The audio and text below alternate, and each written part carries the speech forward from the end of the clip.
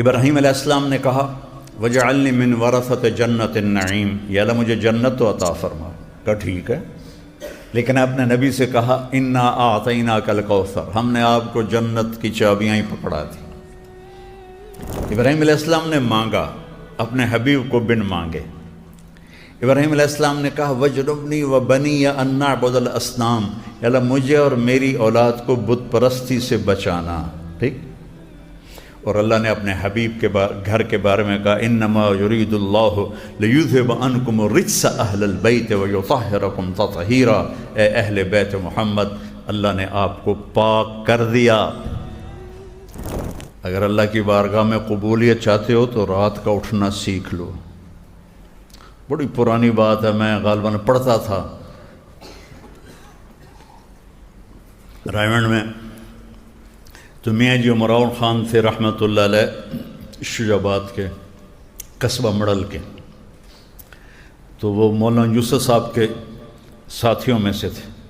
تو ان کی جماعت آئی تھی تو میں ان کی نصرت کے لیے گیا تھا، تو انہوں نے مجھے ایک جملہ کہا تھا کہ مولوی صاحب اگر اپنی بات میں اثر پیدا کرنا ہے تو رات کا اٹھنا سیکھ لے، رات کا اٹھنا سیکھ لے، اگر اپنی بات میں اثر پیدا کرنا ہے تو رات کا اٹھنا سیکھ لے۔ یہ ہمارے بچے کیا کرتے ہیں، یہ تقریریں یاد کرتے ہیں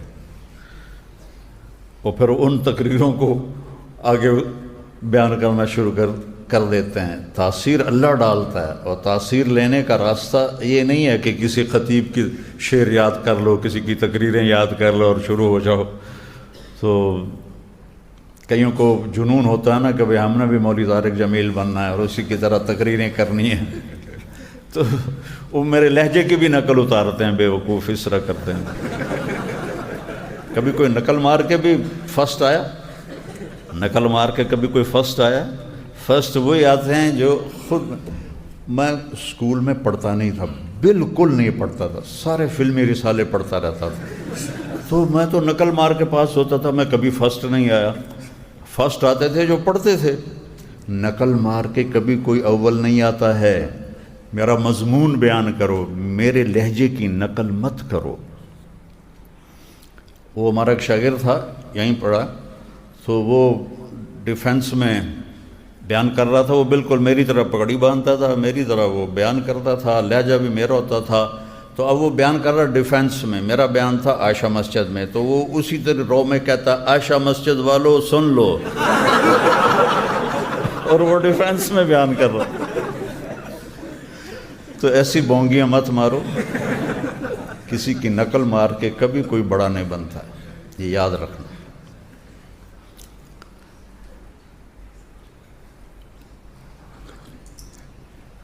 یا ایہا المزمل، یا ایہا المدثر، یا ایہا النبی، یا ایہا الرسول، سبحان اللہ۔ والضحا، ایک ترجمہ اس روشن دن کی قسم، واللیل اذا سجا، اس رات کے تاریک ہو جانے کی قسم۔ امام راضی کا ترجمہ سنو، یہ بھی ہے اور دو ترجمے اور امام راضی تفسیر راضی میں پڑھ لینا۔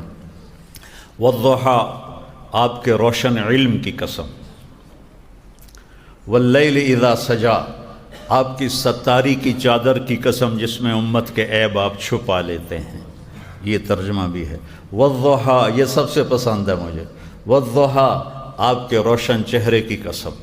واللیل اذا سجا، آپ کی سیاہ زلفوں کی قسم۔ ما ودعک ربک وما قلی، بھلا آپ کا رب آپ کو چھوڑ سکتا ہے؟ بھلا آپ کا رب آپ پہ ناراض ہو سکتا ہے؟ وَلَلْآخِرَةُ خَيْرٌ لَكَ مِنَ الْأُولَىٰ، آخرت میں آپ کی شان دنیا دیکھے گی کہ آپ کون ہیں۔ قیامت کے دن دیکھو گے، آپ نے فرمایا کہ انا اول الناس خروجا اذا بعثوا، سب سے پہلے قبر سے میں نکالا جاؤں گا، میرے دائیں طرف ابو بکر ہوگا، میرے بائیں طرف عمر ہوگا، اور بلال میرے آگے اٹھایا جائے گا، اور وہ اذان دیتا ہوا اٹھے گا، اور میدان معاشر میں پہنچیں گے تو بلال اونٹنی پر سوار ہوگا، اور اونٹنی پہ کھڑے ہو کر وہ اذان دے گا، اور سارا میدان معاشر اس اذان کو سنے گا۔ سب سے پہلے مجھے نکالا جائے گا۔ لواء الحمد بجدی یوم القیامہ، قیامت کے دن اللہ کا جھنڈا میرے ہاتھ میں ہوگا۔ کل الناس تحت لوائی آدم ومن سواہ، آدم علیہ السلام سے لے کر آخر انسان تک سب میرے جھنڈے کے نیچے ہوں گے، ساری انسانیت میرے جھنڈے کے نیچے ہوگی۔ انا قائدہم اذا وفدوا، جب یہ جائیں گے اللہ کی طرف تو میں آگے قیادت کر رہا ہوں گا۔ انا خطیبہم اذا انصتوا، جب ان پر خاموشی چھا جائے گی میں بولنے والا ہوں گا۔ انا شافعہم اذا حبسوا، جب ان کو زمین پکڑ لے گی میں ان کی سفارش کرنے والا ہوں گا۔ انا مبشرہم اذا ایسوا، یہ نا امید ہوں گے میدان معاشر میں ان کو خوشخبریاں سناؤں گا۔ لواء الحمد بیدی یوم القیامہ، حمد کا جھنڈا میرے ہاتھ میں ہوگا۔ مفاتیح الجنت بیدی یوم القیامہ، قیامت کے دن جنت کی چابیاں میرے ہاتھ میں ہوں گی۔ ان الجنت حرمت علی الانبیاء حتی ادخلها، سارے نبیوں پر جنت حرام ہے جب تک میرا قدم نہ پڑ جائے۔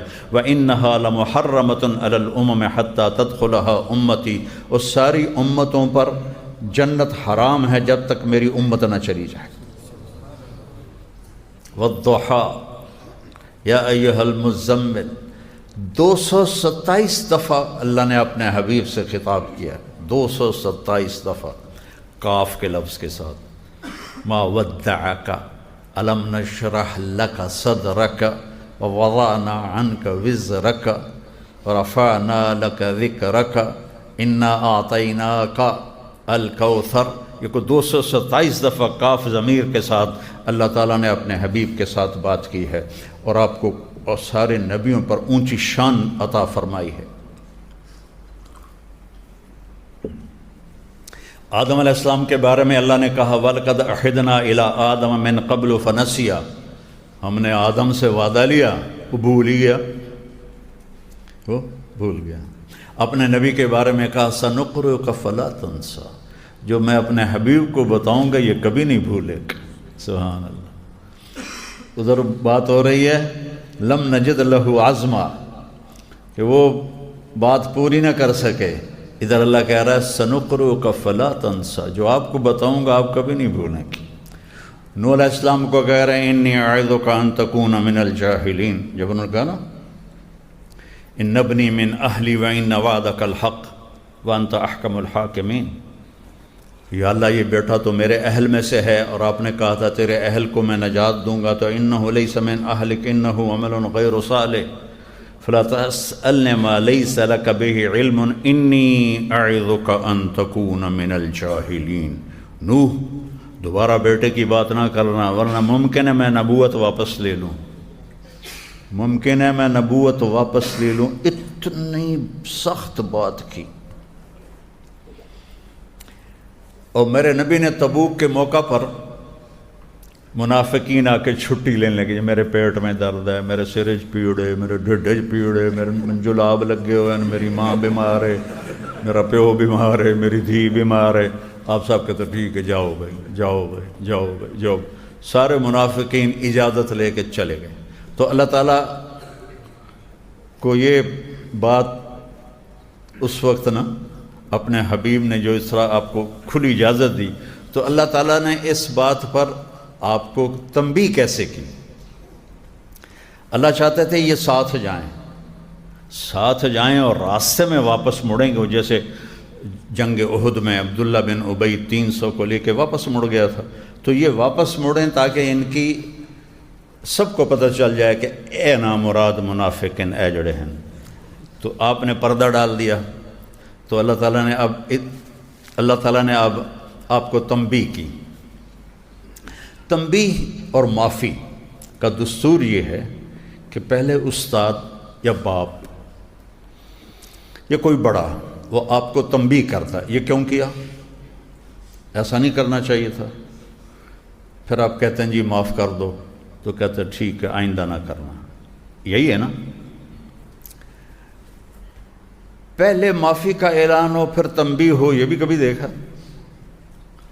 پہلے میں کہہ دوں طالب علم سے ٹھیک ہے میں نے آپ کو معاف کیا، پر آپ نے یہ کیوں کیا؟ یہ تنبیہ اور معافی میں مناسبت نہیں ہے، پہلے تنبیہ ہوتی ہے پھر معافی ہوتی ہے۔ یہاں اللہ نے کیا کیا؟ عفا اللہ عنک لما اذنت لہم، کتنے پیار سے کہا، وہاں کہا انی اعظک ان تکون من الجاہلین، آپ احتیاط کریں کہیں آپ سے نبوت واپس نہ لے لی جائے۔ اور یہاں کہہ رہے ہیں عفا اللہ عنک، اللہ نے میرے نبی آپ کو معاف کر دیا۔ لما اذنت لہم، آپ کو اجازت نہیں دینی چاہیے تھی۔ سبحان اللہ، کتنے میٹھے لہجے میں اللہ نے کہا لما اذنت لہم، انی انا کی طاقت دیکھو، پھر یا کی طاقت دیکھو، پھر کاف کی طاقت دیکھو، اعظک، پھر من الجاہلین دیکھو، اور ادھر اللہ کہہ رہا ہے عفا اللہ عنک، اللہ نے آپ کو معاف کر دیا، کرے گا نہیں، کر دیا۔ لما اذنت لہم، آپ کو یہ اجازت نہیں دینی چاہیے تھی، آپ نے اجازت کیوں دی؟ کتنا زمین آسمان کا فرق ہے۔